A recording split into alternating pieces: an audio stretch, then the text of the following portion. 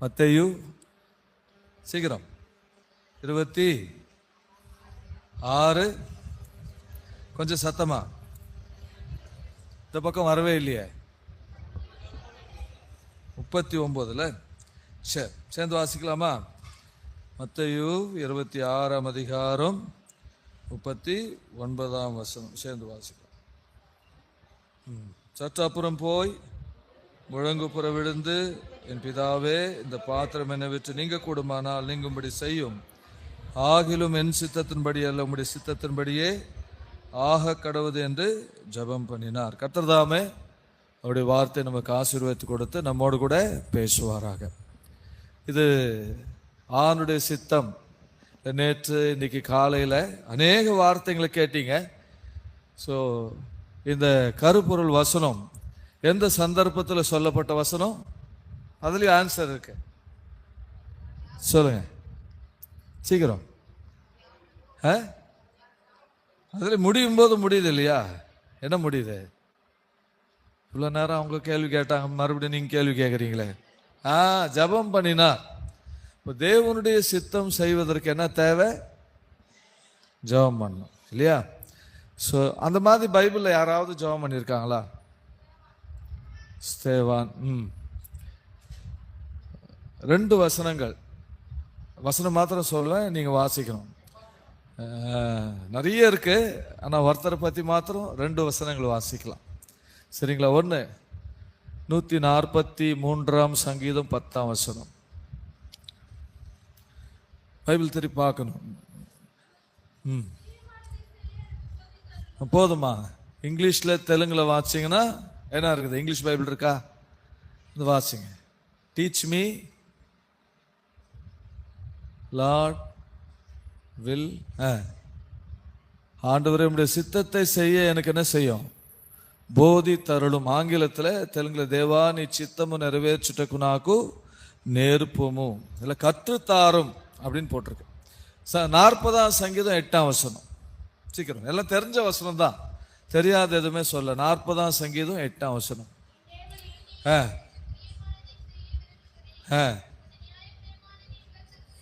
போதுமா? நியாயப்பிரமாணம் என் உள்ளத்துக்குள் இருக்குது. தெலுங்குல எப்படி இருக்குதுன்னா, தேவா నీ చిత్తము నెరవేర్చుట నాకు సంతోషము. இங்கிலீஷ்ல லார்ட் டிலைட், என்னவா? அவருடைய சித்தத்தை செய்வதே எனக்கு இவர் வில், அல்ல அவருடைய சித்தத்தை செய்வது தான் என்னது? சந்தோஷம். அப்போ இயேசுவானுடைய ஜெபம் என்னது? பிதாவே, என்னுடைய சித்தம் அல்ல உம்முடைய சித்தத்தின்படியே ஆக கடவுது. சேம் வேர்டு யார் யூஸ் பண்றது? தாவீது. உம்முடைய சித்தத்தை செய்ய எனக்கு கற்றுத்தாரும். 2வது, உம்முடைய சித்தத்தை செய்வது எனக்கு சந்தோஷம். இப்போ இது பிராக்டிக்கல் டாக்கா இருக்கிறதுனால இந்த வார்த்தையை சொன்ன மனுஷன் கரத்தில் இருந்த சில காரியங்களை குறித்து சொல்ல வாஞ்சிக்கிறேன். நேற்று தினத்தில் என்னுடைய போர்ஷன்ல, இன்றைக்கு காலையில் என்னுடைய போர்ஷன்ல கர்த்தர் ஞாபகப்படுத்தின வசனங்களை தான் உங்களோடு கூட பகிர்ந்து கொள்ள இருக்கேன். இப்போ தாவீதுனுடைய வாஞ்சை, விருப்பம், அவனுடைய ஜெபம் என்னதுங்க? ஆண்டுடைய சித்தத்தை செய்வது. அவனை பற்றி அவன் மரித்து அடக்கம் பண்ணப்பட்டு பல 100 ஆண்டுகளுக்கு பிற்பாடு இல்லையா, அப்போஸ்தலர் நடவடிக்கைகள் 13:36 எழுதப்பட்டிருக்கு. தாவீதை பற்றி எழுதப்பட்டிருக்குது. என்ன எழுதப்பட்டிருக்குது? அவன் ஆண்டவரே எனக்கு கற்றுத்தாரோன்னு கேட்டான், உங்களுடைய சித்தத்தை செய்வது எனக்கு சந்தோஷம் அப்படின்னு சொன்னான் இல்லையா? அவனை குறித்து புதிய ஏற்பாட்டில் அப்போஸ்தலர் 13:36 என்ன வாசிக்கிறோம்? சத்தமா? தேவனுடைய சித்தத்தின்படி, தன் காலத்திலே தேவனுடைய சித்தத்தின்படி ஊழியம் செய்து நித்திரை அடைந்து, இல்ல இப்ப யோசிச்சு பாருங்க, தாவீது தன் காலத்துல என்ன செய்தானா? தேவனுடைய சித்தத்தை செய்தான். இப்போ இந்த காலம் நம்ம சொல்லுவோம், என்ன காலம்? பொல்லாத காலம் சொல்லுவோம். 2வது கிருபையின் காலம் சொல்லுவோம். நிறைய காலம் சொல்லுவோம். இப்ப நமக்கு கொடுக்கப்பட்டிருக்கிற இந்த காலத்துல நீங்களும் நான் என்ன செய்யணும்? சொல்லுங்க, என்ன செய்யணும்? ஆண்டவருடைய சித்தத்தை செய்ய வேண்டும். கஷ்டமா ஈஸியா? ஜெபம் பண்ணா, சந்தோஷம் இருந்தா, வாஞ்ச இருந்தா ஆண்டவர் கட்டாயமா செய்ய நமக்கு என்ன செய்வாரு? உதவி செய்வோம். இந்த மனுஷனுடைய கையில சில காரியங்கள் இருந்தது. தேவனுடைய சித்தம் செய்வதற்கு இந்த மனுஷனுடைய கரத்துல ஆண்டவர் என்ன கொடுத்திருந்தாரு? சில ப்ரொவிஷன், சில பொருட்களை ஆண்டவரே செய்திருந்தாரு. எளிமையான பொருட்களை கொடுத்து வைத்திருந்தார். இப்போ நீங்களும் நானும் கூட ஆண்டுடைய சித்தம் செய்யணும் அப்படின்னாக்கா நம்முடைய கரங்களிலே ஆண்டவர் என்ன கொடுத்திருக்கிறாரு? ஆண்டுடைய வார்த்தை கொடுத்திருக்கிறாரு. வேற என்ன இருக்கு?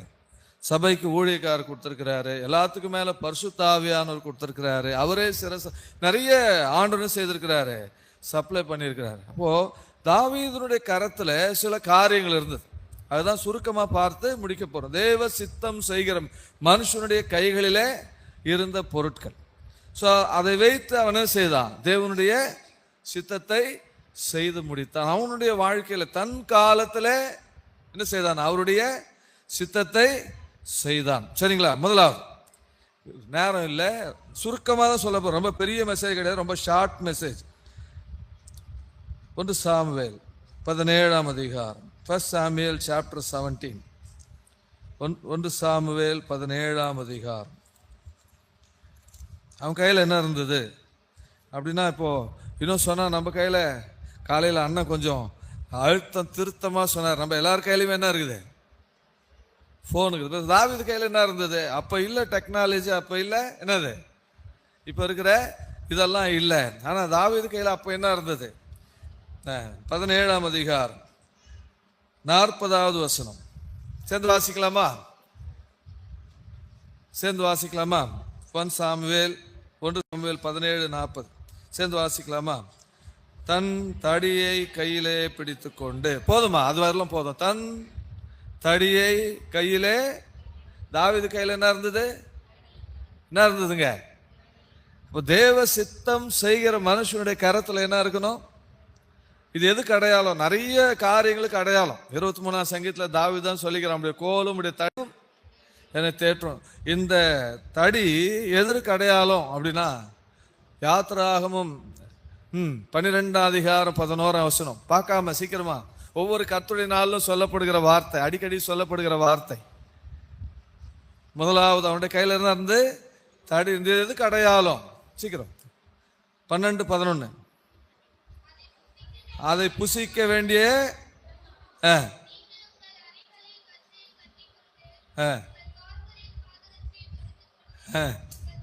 உங்கள் கைகளில் என்ன பிடிச்சிருக்கணுமா? தடி. இது எது இப்ப குறித்து பேசு? கர்த்தருடைய பந்தியை குறித்து பேசுகிறது இல்லையா? பஸ்கா சந்தர்ப்பத்தை குறித்து பேசுகிறது. அப்போ ஒரு தேவனுடைய பிள்ளை தேவனுடைய சித்தம் செய்யணும்னா இந்த பூமியில நிழலாட்டமா பஸ்கா என்ன செய்யுது?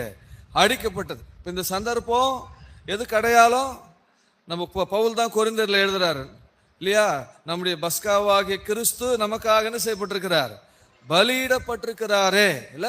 இப்போ தாவீது எதை அக்செப்ட் பண்ணா? அந்த கையில தடி பிடித்து கொண்டு பெலிசனாகிய கோலியாத்தை எதிர்கொள்ள போறான்னா எதை அக்செப்ட் பண்ணா? கர்த்தராகிய இயேசு கிறிஸ்துவனுடைய மரணம், அடக்கம், உயிர்த்தெழுதல் அவனை செய்தான், அக்செப்ட் பண்ணான். அவனுடைய கரத்துல எதை பிடித்து கொண்டு போனா? எதை பிடித்து கொண்டு போனா? தடியை பிடித்து கொண்டு கோலியாத்தை ஃபேஸ் பண்ண போனா. அவன் கையில் என்ன இருந்தது? கை தடி இருந்தது. இது எதுக்கு அடையாளம்? இயேசு கிறிஸ்துவனுடைய மரணம், அடக்கம், உயிர்த்தெழுதலுக்கு அடையாளம் இல்லையா? அப்போ உங்களுடைய வாழ்க்கையில தேவ சித்தம் செய்யணும் அப்படின்னாக்கா, கிறிஸ்து தன்னை தேவனுக்கு சுகந்த வாசனையாக, காணிக்கையாக, பலியாக இல்லையா மரிக்க தன்னை ஒப்பு கொடுத்தது போல நாம கூட என்ன செய்யணும்? பாவத்துக்கு மரிக்க. அதாவது இன்னொரு வார்த்தையில சொன்னா சிம்பிளா, ரட்சிப்பின் அனுபவத்துக்குள்ள நாம என்ன செய்ய வேணுங்க? வரணும் இல்லையா? எப்படி நம்ம ரட்சிக்கப்படுறோம்? 1 கொரிந்தியர் 15:3 நம்ம எல்லாருக்கும் தெரியும், எடுக்க வேண்டாம். என்னது? வேத வாக்கியங்களின்படி கிறிஸ்துவானவர் நம்முடைய பாவங்களுக்காக மரித்து அடக்கம் பண்ணப்பட்டு 3வது நாள் இது விசுவாசிக்கிறது மூலமா நாம் என்ன செய்யப்படுகிறோம்? ரட்சிக்கப்படுறது. சொல்லுங்க, பவுல் அப்போஸ்தலன் 1 தீமோத்தேயு 2ஆம் அதிகாரம் 3, 4, 5 வசனங்கள் என்ன எழுதுறாரு? எல்லா மனுஷரும் சத்தியத்தை அறிகிற அறிவு அடைவும் அவர். அவருடைய சித்தம் என்னங்க? நம்ம ரட்சிக்கப்பட்டோம். நம்ம எல்லாம் தேவனுடைய திட்டத்தில் இருந்ததுனால ரட்சிக்கப்பட்டோம் இல்லையா? இன்னும் இந்த என்ன சொல்றது 46வது வருடாந்திர கூட்டத்துக்கு வந்திருக்கு. இங்க உட்கார்ந்துருக்கிற சொற்ப கூட்டத்தில் இங்க சின்ன பிள்ளைகளா இருக்கலாம், வாலிபர்களா இருக்கலாம், பெரியவங்களா இருக்கலாம், யாரா இருக்கலாம். உங்களுடைய கையில் என்ன இருக்கணும்? தடி இருக்கணும். அப்படின்னு என்ன அர்த்தம்? கர்த்தராகிய இயேசு கிறிஸ்துவினுடைய சிலுவை மரணத்தை என்னுடைய வாழ்க்கையில விசுவாசித்து, இல்லையா, இப்போ பவுல் அப்போஸ்தலன் சொல்ற மாதிரி 1 கொரிந்தியர் 10:9-10 என்னவென்றால், கர்த்தராகிய இயேசுவை தேவன் அவரை மரித்தோரிலிருந்து எழுப்பினார் என்று உன் இருதயத்தில் விசுவாசித்தால், இந்த அனுபவத்துக்குள்ள முதலாவது நம்ம என்ன செய்யணுங்க? வரணும். அதுதான் தேவனுடைய சித்தம். அப்ப நம்ம ரட்சிக்கப்படுறது தான் என்னதுங்க? தேவனுடைய சித்தம். நீங்க ரட்சிக்கப்படுறதுக்கு நீங்களும் நானும் ஒன்றும் செய்ய வேணாம். நம்ம கையில தடி இருந்தா போதும். அப்படின்னு என்ன அர்த்தம்? இயேசுனுடைய மரணத்தை விசுவாசித்து, இல்லையா, அவருடைய அடக்கம் உயிர்த்தெழுதலை விசுவாசித்து, இந்த அனுபவத்தின் மூலமா நான் முதலாவது என்ன செய்யணுங்க? ரட்சிக்கப்பட வேண்டும். என்னை குறித்து தேவனுடைய முதல் சித்தம் அது, இல்லையா? இப்ப சொல்லுங்க, பைபிள்ல வசனம் இருக்குது, நீதிமானே ரட்சிக்கப்படுவது அரிதானால். அப்ப நீதிமானே ரட்சிக்கப்படுவது அரிதானா? கடைசி காலகட்டத்தில் நீதிமான் கூட என்ன செய்ய முடியாது, ரட்சிக்கப்படுற சந்தேகம்தான். ஆகவே உங்களையும் என்னையும் ஆண்டவர் ரட்சித்து அவருடைய ரத்தத்தினால நீதிமான்லாக்கி, விசுவாசத்தினால நீதிமான்லாக்கி, கிருபையினால நீதிமான்லாக்கி அவருடைய சபையில கூட்டி சேர்த்திருக்கிறார். அப்ப நம்முடைய வாழ்க்கையில ரட்சிப்பின் அனுபவத்தை உடையவர்கள் தான் யாருங்க? தேவனுடைய சித்தத்தை. அதாவது ரட்சிக்கப்பட்டா மாத்திரம் போதாது, கடைசி வரல நம்ம ரட்சிப்புல எப்படி இருக்கணும்? தமிழ்ல உங்கள் ரட்சிப்பு நிறைவேற பிரயாசப்படுங்கள் இருக்குது. தெலுங்கு பைபிள் எப்படி போட்டுக்குதுன்னா, பிலிப்பியர் ரொம்ப தெளிவா போட்டிருக்குது, மீ சொந்த ரட்சணா. அப்படின்னா என்ன அர்த்தம்? உங்களுடைய சொந்த ரட்சிப்பு நிறைவேற என்ன பண்ணமா? பிரயாசப்பட வேண்டும். அதனால முதலாவது இந்த தடி எதை குறித்து பேசுகிறது? ரட்சிப்பை குறித்து. பர்சனல் சால்வேஷன், వ్యక్తిగతంగా, இல்லையா, தனிப்பட்ட முறையில ஒரு விசுவாசி, இல்லையா, சபைக்கு வரவங்க, தேவனுடைய பிள்ளைங்க, விசுவாச குடும்பத்தில் பிறந்தவங்க என்ன செய்யணுங்க? சொல்லுங்க. ரட்சிக்கப்படணும். மீதி எல்லாத்த பத்தி கவலைப்படுறோம், எதை பத்தி கவலைப்படுறது இல்லை. இவ்வளவு பெரிதான ரட்சிப்பை குறித்து அதை பத்தி கவலையே கிடையாது, இல்லையா? மீதி எல்லாத்துக்கும் கவலை இருக்குது. என்ன கவலை இருக்குது? படிப்பு பத்தி கவலை இருக்குது, குடும்பத்தை பத்தி கவலை இருக்குது, இல்லையா, ஃபியூச்சரை பத்தி கவலை இருக்குது, வேலையை பத்தி கவலை இருக்குது, இல்லையா, நிறைய காரியங்களை குறித்து கவலைப்படுறோம். மார்த்தால மாதிரி அநேக காரியங்களை குறித்து என்ன பண்றோம்? கவலை. ஆனா எதை பத்தி கவலைப்படுறது இல்லை? ரட்சிப்பை பத்தி கவலைப்படுறதில்லை. உங்களுடைய வாழ்க்கையில இந்த கூட்டத்தின் மூலமா உங்களுக்கு சொல்லப்படுகிற செய்தி என்னன்னா, உங்க ரட்சிப்பை குறித்து நீங்க என்ன செய்யணுங்க? கவலைப்பட வேண்டும். ஏன்னா உங்க சொந்த ரட்சிப்பு நிறைவேற நீங்க என்ன பண்ணணும்? பிரயாசப்படணும். ஆகவே இந்த தடி தேவ சித்தத்தை செய்ய விரும்பின மனிதன், அதற்காக ஜெபித்த மனிதன், எனக்கு போதியும் ஆண்டவரே அப்படின்னு கேட்ட மனுஷன். இப்போ இதெல்லாம் நான் சொந்தமா சொல்ல, இப்போ எல்லாம் பாடின பாட்டிலே வந்துடுச்சு. இப்போ கடைசி அவர் சரணம் பாடி முடிச்சாருன்னா என்ன பாடினீங்க? ஆனா கொஞ்சம் சத்தமா அதில் அந்த சரணம் பாடினீங்களே, பாடுவேன் பரவசமா இதுவே. அப்ப சந்தோஷம் இருந்தா தான் என்ன பண்ண முடியும்? பாட முடியும். அப்ப தாவீதுனுடைய வாழ்க்கையில அவருடைய சித்தம் செய்யணும்னு அவனுக்கு என்னவா இருந்தது? சந்தோஷம், இல்லையா? அப்ப ரட்சிக்கப்படுறதன் மூலமா ஒரு மனுஷனுக்கு என்ன கிடைக்குது? சந்தோஷம் கிடைக்குது, இல்லையா? ஸோ உங்களுடைய வாழ்க்கையில் நிச்சயப்படுத்திக் கொள்ளுங்க. இன்னும் நீங்க ரட்சிக்கப்படலன்னா உங்களுடைய கையில ஆண்டனை கொடுத்துக்கிறாரு, இந்த தடியை கொடுத்துக்கிறாரு. இந்த தடியை நீங்க என்ன பண்ணணும்? யூஸ் பண்ணணும். தாவீது ஒரு மேய்ப்பன், அவனுடைய கையில் என்ன இருந்தது? தடி இருந்தது. அதை வச்சுதான் யாருக்கிட்ட போனா? கோலியாத்து கிட்ட போனா. ஆண்டுடைய சித்தம் பெலிஸ்தனாகிய கோலியாத்தை ஜெயிப்பது, இல்லையா? யாருடைய சித்தம்? ஆண்டுடைய சித்தம். அவன் வேற ஒன்றும் யூஸ் பண்ணலாம், அவன் கையில இருந்த பொருளை வச்சுதான் யூஸ் பண்ணான். ரட்சிப்பை வைத்துதான் நாம் எல்லா காரியங்களும் என்ன செய்ய முடியும்? செய்ய முடியும். கர்த்தருடைய வீட்டில், கர்த்தருடைய ஊழியத்தில், இல்லையா, நம்முடைய தனிப்பட்ட காரியம், எந்த காரியமாக தான் ரட்சிக்கப்படாம ஆண்டவருடைய வீட்டில் நீங்க எது செஞ்சாலும் கூட அது எதுல வராதுங்க? கணக்குல வராது. நீங்க பாடலாம், வாசிக்கலாம், சமையல் செய்யலாம், ஊழியம் செய்யலாம், கர்த்தருடைய வீட்டில் எல்லா காரியத்தையும் செய்யலாம். ஆனா எது இல்லாம? ரட்சிப்பு இல்லாம செய்யலாம். ஆனா எதுல வராது? கணக்குல வராது. அதனால இந்த மாலை நேரத்துல உங்களுடைய சொந்த ரட்சிப்பு நிறைவேற என்ன பண்ணுங்க? பிரயாசப்படுங்கள். தாவீது தன்னுடைய வாழ்க்கையில் அந்த ரட்சிப்பின் அனுபவத்தை அவன் உடையவனா இருந்தான். அதனால தான் நீங்க சங்கீதங்களை வாசிங்கன்னா என்ன, கர்த்தர் என்னுடைய ரட்சிப்பு, இல்லையா, என் ரட்சகர் அப்படின்னு சொல்லிட்டு அடிக்கடி அவன் சொல்லுகிறதை பார்க்கிறோம். அதனால அவனுடைய கரத்துல என்ன இருந்தது? தடி. உங்க கையில இருக்கிற கோலை நீங்க கூட என்ன பண்ணும்? யூஸ் பண்ணும். ரெண்டாவதாக அவனுடைய கையில வேற என்ன இருந்ததுங்க? அதே வசனம்.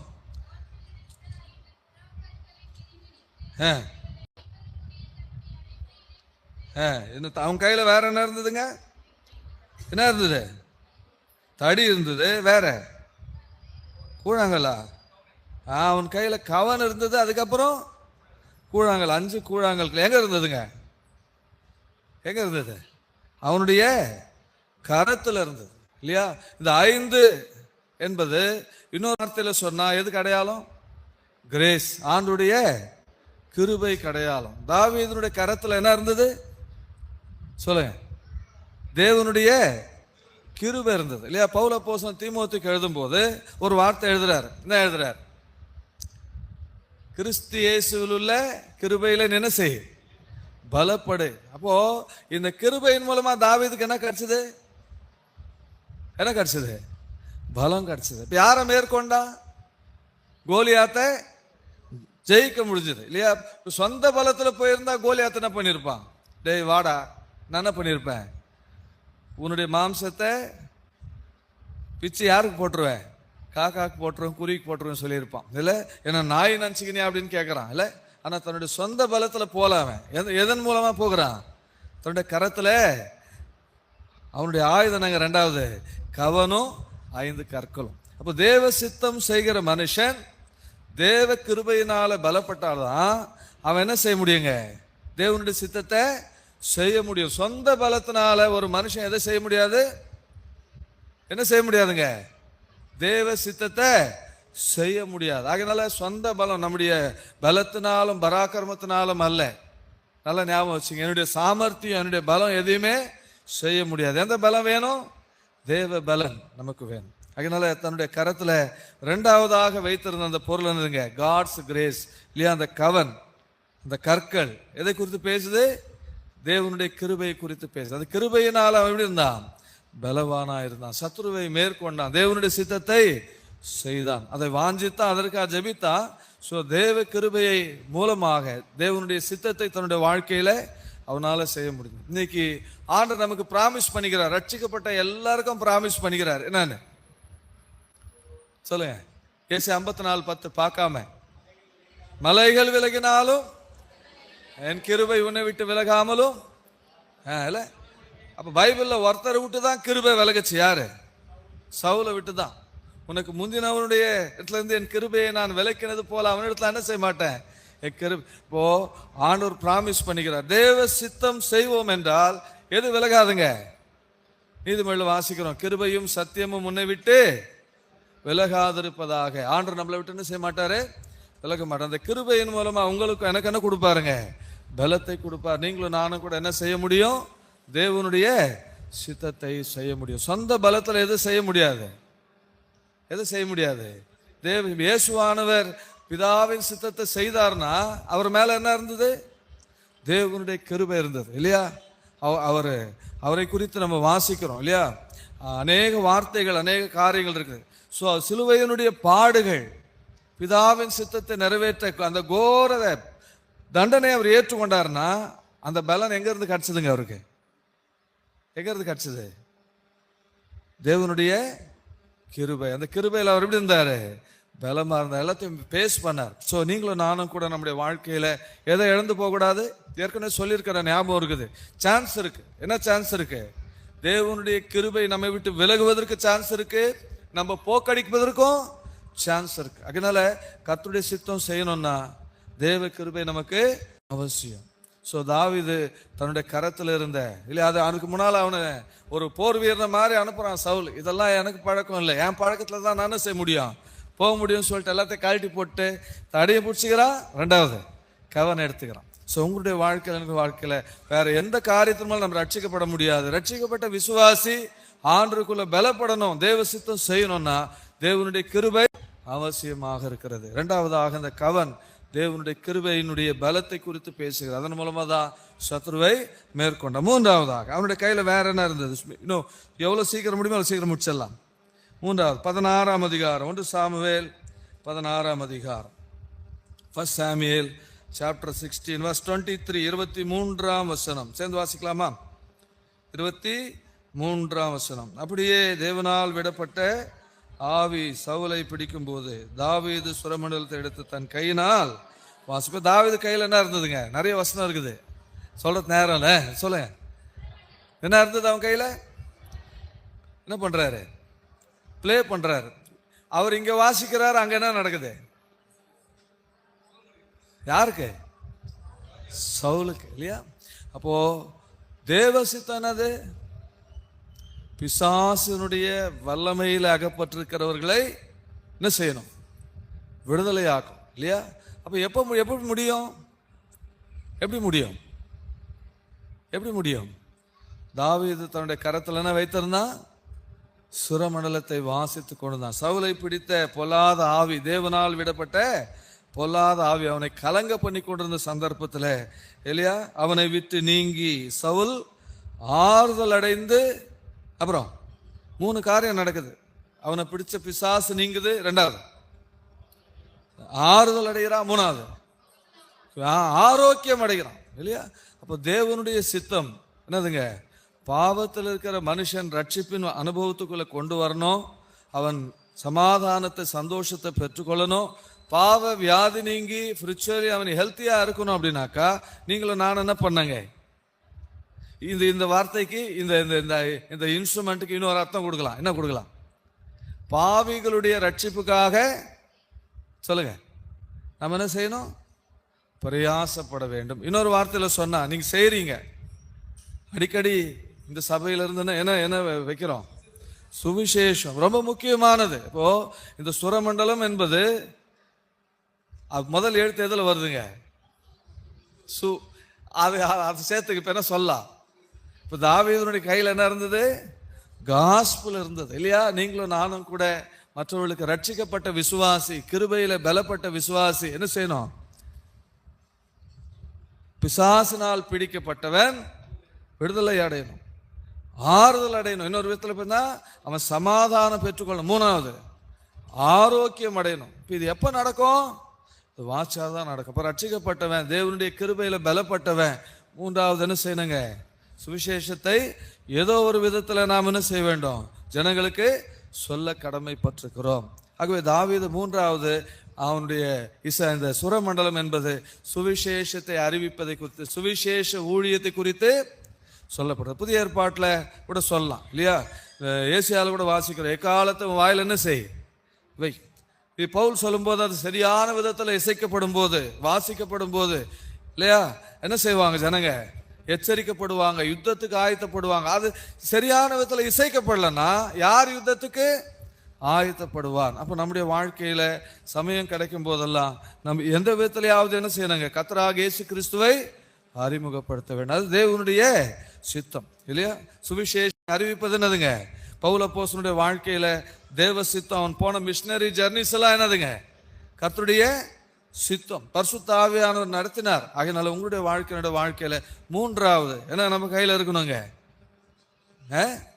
சுவிசேஷம், சுரமண்டலம் நம்ம கையில் இருக்கணும். நம்பர் 1 தடி, ரட்சிப்பினுடைய அனுபவத்தை குறித்து பேசுகிறேன். நம்பர் 2 5 கற்கள், தேவனுடைய கிருபையில பலப்படுவதை குறித்து பேசுகிறது. பலப்பட்டவன் 3வது சுவிசேஷத்தை அறிவிக்க வேண்டும். ஸோ மற்றவங்களுக்கு நாம் சுவிசேஷத்தை கொடுக்கக்கூடியவர்களாக இருக்கும்போது ஜனங்கள் என்ன செய்வாங்க? ரட்சிக்கப்படுவாங்க, இல்லையா? நமக்கு அருமையான ஒரு பாடல் உண்டு. பாவிகளின் ரட்சிப்புக்காக மேவியே உழைப்பவர்கள், பாவிகளின் ரட்சிப்புக்காக மேவியே உழைப்பவர்கள். அப்புறம் அவ்வளவுதானே? நித்திய சந்தோஷம் அடைவோராய் களி கூறுவார் கர்த்தருக்குள். தெரியுமா? தெரியாதா? சரியா?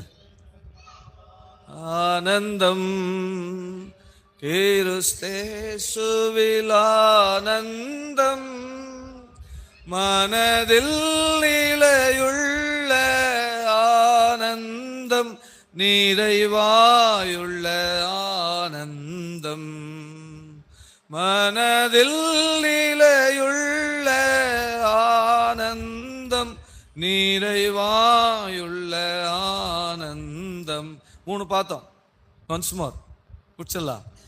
நம்பர் 1 தடி, ரட்சிப்பினுடைய அடையாளம். பாஸ் ஓவருக்கு எப்படி என்ன பண்ணணும்? தடி பிடிச்சிருந்தா அவங்களும் செய்யணும், பஸ்கா புசிக்கணும். கர்த்தராகிய இயேசு கிறிஸ்துவினுடைய மரணம், அடக்கம், உயிர்த்தெழுதலை நாம் அங்கீகரிக்க வேண்டும். அதன் மூலமா ரட்சிக்கப்பட வேண்டும். இரண்டாவது கவன், தேவனுடைய கிருபையிலே பலப்பட வேண்டும். மூன்றாவது சுவிசேஷம், சுரமண்டலத்தை வாச்சம். பிசாசினால பீடிக்கப்பட்டிருக்கிற மக்கள் அவனுடைய வல்லமையிலிருந்து விடுவிக்கப்பட்ட அப்போஸ்தலர் 10:36 படியாக கர்த்தர் கிரியை நடப்பிக்க, விடுவிக்க, ஆரோக்கியத்தை கொடுக்க, ரட்சிப்பின் அனுபவத்துக்குள்ள மக்களை தேவனண்டையிலே சேர்ப்பதற்கு நாம் பிரயாசப்படுகிறவர்களாக இருக்க வேண்டும்.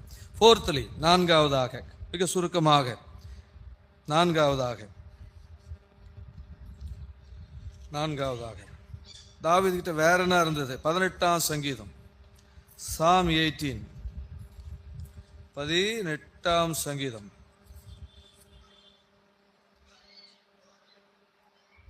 20வது வசனம் சேர்ந்து வாசிக்கலாமா? 18-20 சேர்ந்து வாசிக்கலாம். கர்த்தரின் நீதிக்கு தக்கதாக எனக்கு பதில் அளித்தார், என் கைகளின் சுத்தத்திற்கு தக்கதாக எனக்கு சரி கட்டினார். தாவீது கையில் என்ன இருந்துங்க? சொல்லுங்க, என்ன இருந்தது? ஆச்சரியம் இல்லையா? தாவீதின் கையில் என்ன இருந்தது? சுத்தம் இருந்தது. இப்ப நான் என்ன வேணும்? வாஸ்தவமா சொல்லுங்க, தாவீதின் கை சுத்தமா? ஆலயம் கட்டுற விஷயத்துல ஆண்டவர் சொல்லிட்டாரு, நிறைய ரத்தத்தை சிந்தனை பண்ணாரு. ஆனா அவனை குறித்து பரிசுத்தாவியானவர் எழுதி வைத்திருக்கிறாரு, என்னுடைய கைகளின் சுத்தம். ஸோ அவனுடைய வாழ்க்கையில் தன்னுடைய பரிசுத்தத்தை காத்து கொண்டான் இல்லையா? நீங்கள் பரிசுத்தம் உள்ளவர்கள் ஆக வேண்டும் என்பதே. அப்போ தாவீதுடைய வாழ்க்கையில எதை காத்து கொண்டான்? தன்னுடைய, நான் எப்பவுமே சொல்றது உண்டு, அவுட்வேர்டு சுத்தம் கிடையாது. எங்க சுத்தம்? இங்க சுத்தம் ரொம்ப அவசியம். வெளியே எல்லாரும் சுத்தமா இருந்துக்கலாம், வெளியே நம்மள எல்லாம் காமிச்சிக்கலாம், ஆனா இது யாருக்குமே தெரியாது. இங்க மறைஞ்சிருக்கிறது ஒருத்தருக்குமே தெரியாது, நம்ம கூட இருக்கிறவங்களுக்கு கூட தெரியாது. நம்முடைய சிந்தனைகள், யோசனைகள், நம்முடைய நினைவுகள், நம்முடைய எண்ணங்களுடைய அந்த தாறுமாறு யாருக்குமே என்ன தெரியாதுங்க. அந்த கோரம் யாருக்குமே தெரியாது. அதனால மெயின் தாவீது தன்னுடைய வாழ்க்கையில தன்னுடைய பரிசுத்தத்தை காத்துக்கொண்டு அவன் கையில சுத்தம் இருந்தது இல்லையா? ஸோ இன்னைக்கு உங்களுடைய கருத்துல, என்னுடைய கருத்துல மிக அவசியமானது எதுங்க? பரிசுத்தம் இருக்குதான்னு பார்த்துக்கோங்க. ஃபைனலி, கடைசியாக 141ஆம் சங்கீதம் 2ஆம் வசனம் சேர்ந்து வாசிக்கலாம். 141ஆம் சங்கீதம் 2ஆம் வசனம் சேர்ந்து வாசிக்கலாம். என் விண்ணப்பம் உமக்கு முன்பாக தூபமாகும், என் கையெடுப்பு அந்தி பலியாகவும் இருக்க கடவுது. தாவீது கையில் என்ன இருந்ததுங்க? பலி இருந்தது. என்ன இருந்தது? பலி இருந்தது. எதை குறித்து பேசு? அர்ப்பணிப்பை குறித்து பேசுகிறது. எதை குறித்து பேசுது? அர்ப்பணிப்பை குறித்து பேசுகிறது. தேவ சித்தம் செய்யணும்னா நீங்களும் நானும் நம்மள என்ன செய்யணுங்க? என்ன செய்யணும்? ஆண்டவருக்கு அர்ப்பணிக்க வேண்டும் இல்லையா? இந்த ஜெபத்தை கெத்செமனேல செய்த போது இல்லையா என்ன செய்தார்? பிதாவாகிய தேவனுக்கு குமாரனாகிய கிறிஸ்து முழுவதுமாய் தம்மை அர்ப்பணித்தார். நியாயமாய் தீர்ப்பு செய்கிறவருக்கு முழுவதுமாய் தம்மை என்ன செய்தாராம்? அர்ப்பணித்தார். தாவீதும் கூட தன்னுடைய வாழ்க்கை முழுவதையும் கர்த்தருக்கு என்ன செய்தான்? அர்ப்பணித்தார். நீங்களும் நானும் கூட நாம் கர்த்தருக்கு என்ன செய்யணுங்க?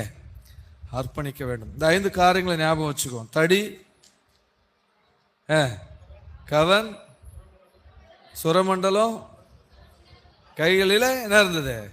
சுத்தம் இருந்தது. ஃபைனலி அந்தி பலி இல்லை அப்படின்னா தன்னை கர்த்தருக்கு செய்தான்? அர்ப்பணித்தான். இன்னைக்கு நீங்களும் நானும் கூட நம்முடைய வாழ்க்கையை அர்ப்பணிப்போம் என்றால் நிச்சயமாகவே என் சித்தத்தின்படி அல்ல, உம்முடைய சித்தத்தின்படியே ஆக கடவுது நம்மளால சொல்ல முடியும். இல்லை அப்படின்னாக்கா நீங்களும் நானும் கூட என்ன செய்ய முடியாதுங்க? சொல்ல முடியாது. அதனால இந்த மாலை நேரத்தில் இந்த 5 காரியங்களை சுருக்கமாக நம்முடைய நினைவில் வைத்துக் கொள்வோம். நம்முடைய வாழ்க்கையிலும் கூட தேவனுடைய சித்தம் நிறைவேற கர்த்தருக்கு நம்மை அர்ப்பணிப்போம்.